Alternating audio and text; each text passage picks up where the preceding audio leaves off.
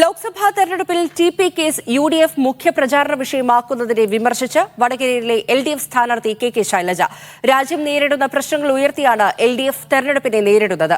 എതിർ സ്ഥാനാർത്ഥി വന്നതൊന്നും പ്രശ്നമല്ല. ആരോഗ്യമന്ത്രിയായിരുന്ന കാലത്ത് നടത്തിയ പ്രവർത്തനങ്ങൾ തെരഞ്ഞെടുപ്പിൽ മുതൽക്കൂട്ടാകുമെന്നും കെ ശൈലജ മീഡിയ വണിനോട് പറഞ്ഞു. യു.ഡി.എഫ് സ്ഥാനാർത്ഥി പ്രഖ്യാപനം കൂടി വന്നതോടെ വടകരയിലെ തെരഞ്ഞെടുപ്പ് രംഗം കൂടുതൽ ചൂടുപിടിച്ചിരിക്കുകയാണ്.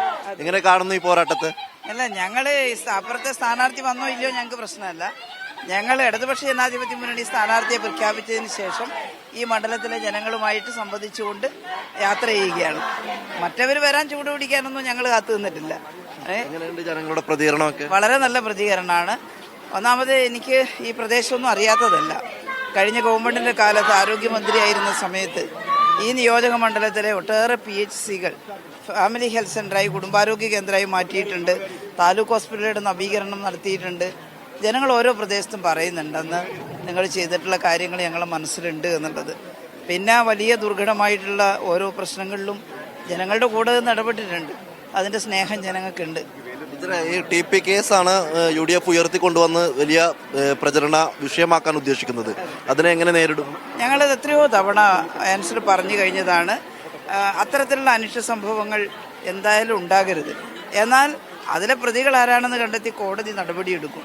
ആ ഒരു വിഷയം പറഞ്ഞ് ഒരു പാർലമെൻറ്റ് തെരഞ്ഞെടുപ്പിൽ ഈ രാജ്യത്തിൻ്റെ പ്രശ്നങ്ങൾ സുരക്ഷ സംബന്ധിച്ച് ഞങ്ങളെല്ലാം കാണുന്നില്ലേ?